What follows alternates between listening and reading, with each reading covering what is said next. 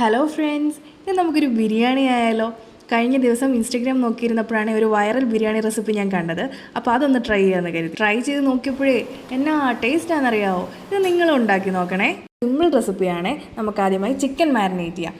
അതിനായി മുളക് പൊടി, മഞ്ഞൾപ്പൊടി, ഇഞ്ചി വെളുത്തുള്ളി പേസ്റ്റ്, നാരങ്ങാനീര്, തൈര്, ഉപ്പ് എന്നിവ ചിക്കനിലേക്ക് ചേർത്ത് നന്നായി ഇളക്കി വെക്കുക. ഇളക്കി ഒരു അരമണിക്കൂർ റെസ്റ്റ് ചെയ്യാനായി വെക്കുക. ശേഷം പാൻ അടുപ്പിൽ വെച്ച് എണ്ണയൊഴിച്ച് ഒരു 5 സവാള കട്ടി കുറച്ചരിഞ്ഞ് നമുക്കൊരു ഗോൾഡൻ ബ്രൗൺ കളർ ആവുന്നവരെ വറുത്തെടുക്കാം. സവാള വറുത്ത എണ്ണയിലേക്ക് തന്നെ നമുക്ക് കാഷ്യൂനട്ട് ആഡ് ചെയ്ത് അതും നമുക്ക് റോസ്റ്റ് ചെയ്തെടുക്കാവുന്നതാണ്. ഉണക്കമുന്തിരി ഇഷ്ടമുള്ളവർക്ക് അതും ആഡ് ചെയ്യാമോ? എനിക്കത് ഇഷ്ടമില്ലാത്തതുകൊണ്ട് ഞാൻ വിട്ടില്ലേ. ഇനി നമ്മൾക്ക് മാരിനേറ്റ് ചെയ്യാൻ വെച്ച ചിക്കൻ ഫ്രൈ ചെയ്തെടുക്കാം. അതിനുശേഷം ചിക്കൻ വറുത്തെടുത്ത എണ്ണയിലേക്ക് തന്നെ നമുക്ക് ബിരിയാണിക്ക് ആവശ്യമായുള്ള മസാല തയ്യാറാക്കാം. അതിലേക്ക് ഇഞ്ചി വെളുത്തുള്ളി പച്ചമുളക് ചതച്ചത് ആഡ് ചെയ്യാം. അതിന്റെ പച്ചമണം മാറുമ്പോൾ അതിലേക്ക് തക്കാളി ആഡ് ചെയ്യാം. അതിനുശേഷം സ്വല്പം ഉപ്പ് ചേർത്ത് എല്ലാം കൂടി നന്നായി ഇളക്കി യോജിപ്പിക്കുക. തക്കാളി ഒന്ന് വെന്ത് വരുന്ന സമയത്ത് നമ്മൾ ഫ്രൈ ചെയ്ത് വെച്ച 1/4 ഭാഗം സവാള അതിലേക്ക് ആഡ് ചെയ്ത് കൊടുക്കാം. ഇതിലേക്ക് ഒരു പിടി മല്ലിയിലയും പുതിനയിലയും ചേർത്ത് മിക്സ് ചെയ്യാം. ശേഷം ആവശ്യാനുസരണം ഗരം മസാല, തൈര്, നാരങ്ങാനീര് എന്നിവ ആഡ് ചെയ്ത് നല്ലോണം ഇളക്കി യോജിപ്പിക്കാം. മസാല പാകമാകുമ്പോൾ അതിലേക്ക് ഫ്രൈ ചെയ്ത ചിക്കൻ ചേർത്ത് ഇളക്കുക.